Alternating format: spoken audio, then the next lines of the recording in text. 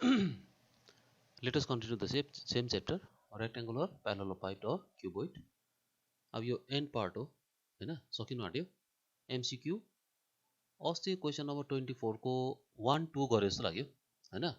Question number 3 हेर 24 को। The question is the lateral surface area of a cube is 256 square meter. The volume of the cube is हैन, lateral surface area को value 256 square meter भयो भने त्यो cube को volume कति हुन्छ? Out of this 4 options which one is the correct?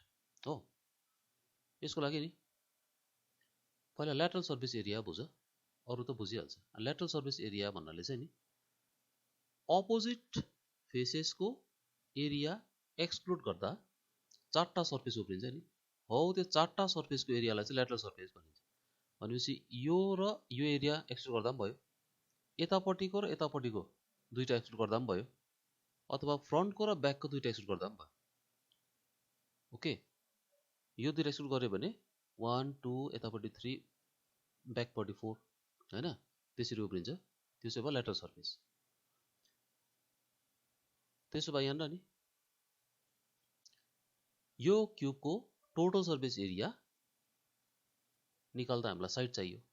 साइडलाई हामीले A suppose गर्यो भने यसमा 6 वटा सर्फेस एरियाज हुन्छ। त्यो 6 वटा सर्फेसको एरिया 6a स्क्वायर भयो भने एउटा सर्फेसको area a square.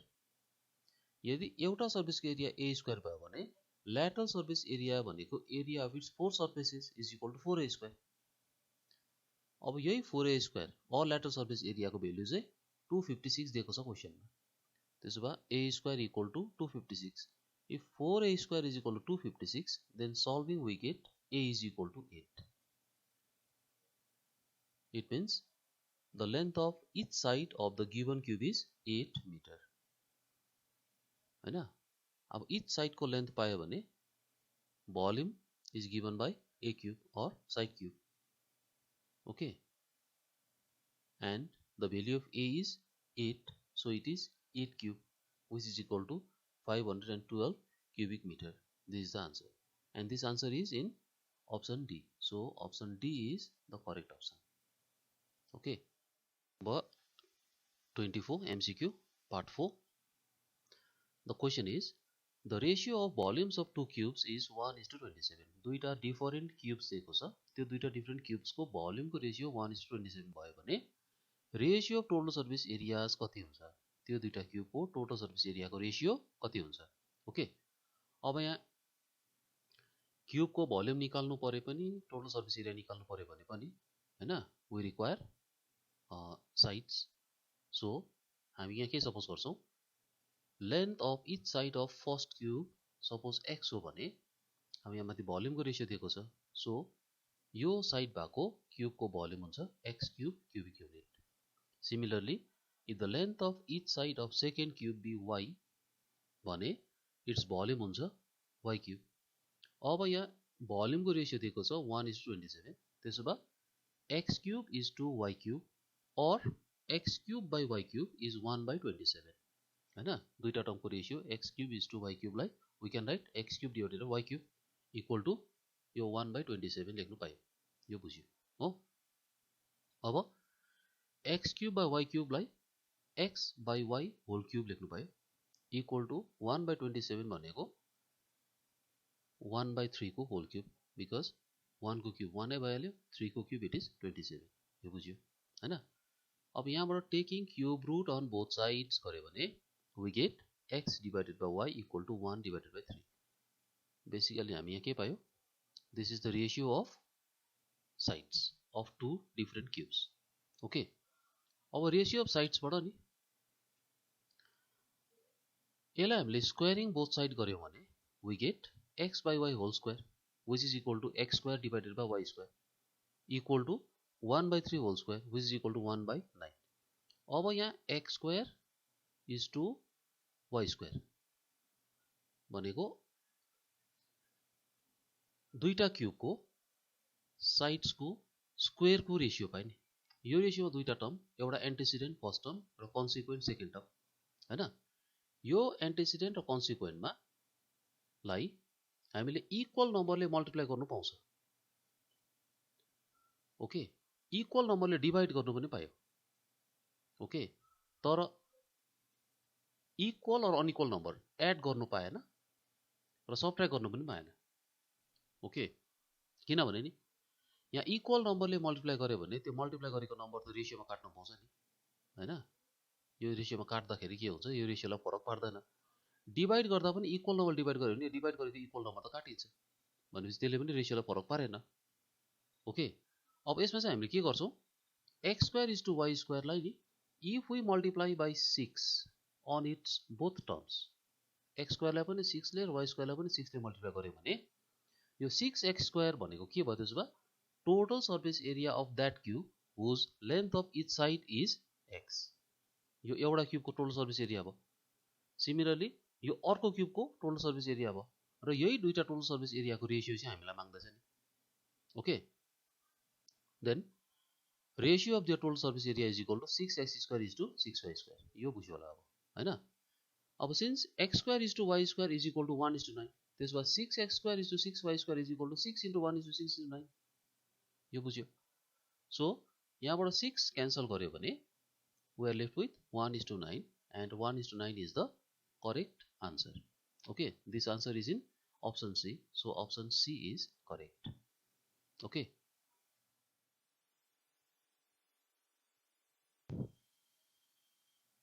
Question number 24, 5, part 5. This is the last question of MCQ. The question is the total surface area of a cube is S square unit and the length of its diagonal is D unit. Then the relation between S and D is, हैन, S भनेको total surface area of a cube अरे and D भनेको diagonal of the cube अरे, भनेपछि यो S र D मा चाहिँ कुन चाहिँ रिलेसन करेक्ट हो, option A, option B, option C and option D, okay. अब क्युबमा हामीले भोल्युम निकाल्नु पर्यो भने पनि, सर्फेस एरिया निकाल्नु पर्यो भने पनि, डायगोनल निकाल्नु पर्यो भने पनि, हैन, we require length of each side. Let length of each side of the cube be a unit. अब प्रत्येक साइड अफ क्युबको भ्यालु a भयो भने टोटल सर्फेस एरिया कति हुन्छ, it is 6a square, you know that, हैन। अब 6a square भनेको total surface area भयो। क्वेशनले चाहिँ के भन्दैछ, यही 6a स्क्वायरलाई चाहिँ x ले रिप्रेजेन्ट गर्छ भन्दैछ नि, s भनेको total surface area, it is given, okay. त्यसो यो given by 6a square is equal to s, equation 1। Again, if a be the length of each side of a cube, then its diagonal is side root 3 or a root 3 unit भयो, okay. अब यो डायगोनललाई चाहिँ फेरि के लेख्छ, d लेख्छ भनेको छ, d is the length of diagonal, it is also given, so a root 3 equal to d, this is equation 2। अब यसलाई नि यहाँबाट a को भ्यालु निकालेर यहाँ सब्स्टिट्युट गरेर अथवा यहाँबाट a को भ्यालु निकालेर यहाँ सब्स्टिट्युट गरेर जसरी गर्दा पनि हुन्छ, हैन, जुनै मेथडले गर्दा पनि हुन्छ। मैले चाहिँ कसरी गरेको छु हेर्नु, यो इक्वेसन 2 लाई स्क्वायरिङ बोथ साइड गरे मैले, ओके। इक्वेसन 2 लाई स्क्वायरिङ बोथ साइड गरे भने a स्क्वायर इन्टु 3 भयो, और 3a square is equal to square of d, it is d square, okay. Now 3a square is equal to d square, हामीलाई यहाँ माथि 6a स्क्वायर को value 6 भन्दा सरी s दिएको छ। From this 3a square we can get 6a square if we multiply 3a square by 2। अब यतापट्टि multiply गर्यो भने यतापट्टि पनि सेम नम्बरले मल्टिप्लाई गर्नु पर्यो, हैन। मल्टिप्लाइङ बोथ साइड्स बाई 2, यो इक्वेसनको बोथ साइडलाई वी मल्टिप्लाई बाई 2। अब यहाँ मल्टिप्लाइङ बाई 2 गर्यो भने we get 3 into 2, it is 6a square 2d square, बुझ्यो, हैन। अब यो 6a square is s, it is given here, okay. 6a square भनेको टोटल सर्फेस एरिया हो, इट इज s। त्यसमा 6a स्क्वायर को ठाउँमा we write s, then 2d square as it is। if s is equal to 2d square, then d square equal to s divided by 2, or d square is equal to s divided by 2 is the answer. This is option D, so option D is correct, okay. Number 25, short answer type question, essay. The question is यो 25 को 1 अस्ति फर्स्टमै गरेको छ ल, यो च्याप्टरको स्टार्टमै गरेको छ। The question is question number 2 the length of the dimensions of two cuboids are हैन। लेन्थ अफ डाइमेन्सन्स भनेको लेन्थ ब्रेथ हाइट हैन, दुईटा क्युबोइडको एउटाको लेन्थ ब्रेथ हाइट युनिट्स दिएको छ। सेकेन्ड क्युबोइड सरी ठिकै हो, क्युबोइडको लेन्थ ब्रेथ हाइट यो पनि दिएकै छ। अब हिन्ट चाहिँ के दिएको छ हेर्नु, if volumes of two cuboid are equal, यो लेन्थ ब्रेथ हाइट र यो लेन्थ ब्रेथ हाइट भएको क्युबोइडको भोल्युम चाहिँ इक्वल छ अरे। Find the value of H, यहाँ छ नि अननोन एच हैन, यो एच को चाहिँ भेल्यु निकाल्नु पर्ने हो। अब यहाँ भोल्युम अफ क्युबोइडको formula length into breadth into height यो थाहा छ। क्वेसनले क्लियरली दिएको छ volume of first cuboid and volume of second cuboid are equal. अब भोल्युम अफ फर्स्ट क्युबोइड भनेको length into breadth into height, length into breadth into height 4 into 6 into 4 equal to volume of second cuboid it is again length into breadth into height, length breadth height यहाँ दिएको छ, यो clear छ हैन। अब यहाँबाट नि 4 4 4 4 जा 16 8 2 8 2 जा 16 भनेपछि यतापट्टिको 16 र यतापट्टिको 16 cancel each other, so we are left with 2h minus 1 2h minus 1 equal to 6. Okay, if 2h minus 1 is equal to 6, then 2h is equal to 6 plus 1, it is 7. Okay, if 2h is equal to 7, then h is equal to 7 by 2 units, or 7 divided by 2 is equal to 3.5 units. Okay, this is the answer. Slide question number 25 part 3. The question is if each edge of a cube is increased by 50%, then how much the total surface area of the cube will be increased in percentage हैन। यो question long answer time क्वेसनमा यसरी increase decrease पर्सेन्टेजको चाहिँ गरेको थियो हैन। Question चाहिँ अलिकति different हो। अब यसमा नि पर्सेन्टेज इन्क्रिज इन एरिया निकाल्नु भन्यो भने नि फर्स्टमा यो फर्मुला हेर ल, यो फर्मुलाबाट चाहिँ निकाल्छ पर्सेन्टेज इन्क्रिज इन एरिया हो। यसमा के छ, percentage increase in area is equal to actual increase in area भनेको एरिया एक्चुअली कतिले बढ्यो डिभाइडेड ओरिजिनल एरिया हैन। ओरिजिनल एरिया कति थियो इन्टु 100% गऱ्यो भने चाहिँ this gives percentage increase in area. अब यसको लागि हामीलाई एरिया अफ ओरिजिनल क्युब र इन्क्रिज क्युब चाहियो, एरिया निकाल्दा साइड चाहियो हैन। For this we suppose a be the length of each side of original cube. यदि इच साइडको लेन्थ ए भयो भने total surface area of the cube is equal to 6a square, you know this हैन। अब increase cube भनेको छ, increase क्युबमा चाहिँ यो ओरिजिनल क्युबको प्रत्येक साइड भन्दा साइडको लेन्थ 50% ले इन्क्रिज भयो, 50% ले बढ्यो हैन। अब 50% बढ्नु भनेको जति छ त्यसको आधीले चाहिँ इन्क्रिज हुनु भनेको नि हैन। जस्तो 10 छ भने 5 ले बढ्नु, 20 छ भने 10 ले बढ्नु हैन। त्यो पर्सेन्टेज कसरी निकाल्छ त्यो अस्ति मैले भनेको थिएँ। Therefore the length of each side of increased cube is equal to a original side plus 50% of a हैन। यहाँ 25% ले बढ्यो भनेको भए 25% of a लेख्थ्यो। ओके, यो 80 बुझेको छ, 80 को सेम हो यो। अब यसलाई सिम्प्लिफाई गर्दै गयो भने we get 3a/2 हैन, जुन चाहिँ 3a/2 भनेको चाहिँ length of each side of increased cube हैन। अब 3a/2 भनेको साइडको लेन्थ भयो भने total surface area of the increase cube, त्यो नयाँ क्युबको सर्फेस एरिया कति भयो 6 इन्टु साइड स्क्वायर, साइड भनेको 3a/2। यसलाई सिम्प्लिफाई गर्यो भने 27a स्क्वायर बाई 2 भेट्छ, यो सक्छ हो। अब ओरिजिनली एरिया 6a स्क्वायर थियो, यो एरिया साइड बढ्नाले बढेर यति भयो।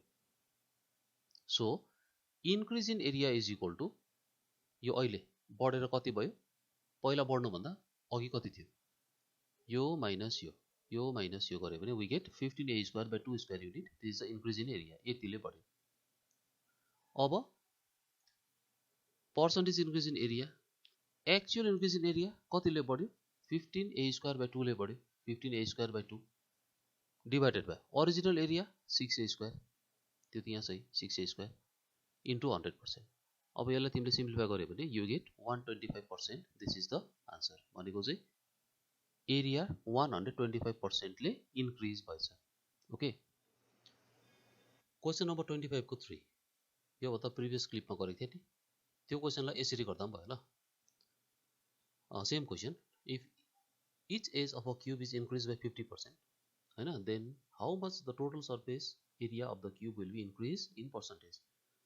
अब यो क्वेसनमा नि हामीलाई निकाली एरिया कति पर्सेन्टेजले बढ्छ मात्रै भनेको छ, पर्सेन्टेज इन्क्रिज मात्रै निकाल्नु, अरू केही निकाल्नु परेन हैन। त्यसो भए हामीले के गर्छौँ यहाँनिर, यसो गर्दा नि भयो। ओरिजिनल क्यूबको साइड कति थियो, अब जति थियो त्योभन्दा 50% ले बढ्छ नयाँ क्यूब बनिँदा हैन। त्यसो भए कति थियो से 100, जति मान्दा पनि यसलाई हैन, किनभने पर्सेन्टेज इन्क्रिज निकाल्नु मात्रै त हो। अब पर्सेन्टेज इन्क्रिज निकाल्दा चाहिँ हामीलाई सजिलो चाहिँ के हुन्छ, 100 सपोज गरे पनि सजिलो हुन्छ। Okay, let length of each side of the cube be 100 unit भयो भने यो 100 युनिट भनेको साइड भयो। त्यसो भए साइड 100 छ भने total surface area of the cube is equal to 6 into side square और 6 इन्टु 100 स्क्वायर भनेको इट इज 60,000 स्क्वायर युनिट हैन। इन्क्रिज क्यूब अथवा न्यू क्यूब हैन, त्यो साइड बढेर कुन चाहिँ क्यूब बन्यो त्यो क्यूबको लेन्थ निकाल्दा के गर्छ। अब क्वेसनले भनेको छ 50% ले इन्क्रिज हुन्छ साइड भनेको छ, इन्क्रिज भयो भनेको छ। त्यसो भए length of each side is 100 plus 50। अब 50% भनेको 50 आउट अफ 100 भनेको जति थियो त्यसको आधीले बढ्छ। 100 छ भने 50 ले बढ्छ, 200 छ भने 100 ले बढ्छ, 300 छ भने 150 ले बढ्छ, 400 छ भने 200 ले बढ्छ। This is the meaning of 50%। Okay, so 50% ले बढ्यो भने ओरिजिनली 100 छ भने length of each side new क्यूबको प्रत्येक साइड हुन्छ 100 plus 50 is equal to 150 unit. Okay, अब साइड 150 युनिट भयो भने using formula we get total surface area of the increase cube is equal to 6 into side square हैन। यसलाई multiply गर you will get 1,35,000 square unit. यो चाहिँ भयो नयाँ क्यूब इन्क्रिज क्यूबको टोटल सर्फेस एरिया। अब ओरिजिनली 60,000 थियो, अहिले बढेर 1,35,000 भयो भने कतिले बढ्यो, increase in area is 1,35,000 minus 60,000 it is 75,000 square unit. त्यसो भए एक्चुअल इन्क्रिज इन एरिया यति भयो नि हैन, 75,000।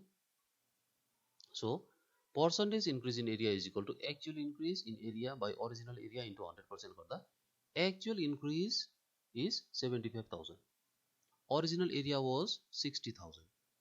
सो यसलाई कट गर्यो भने and if you multiply by 100 this gives 125% is the answer. Okay.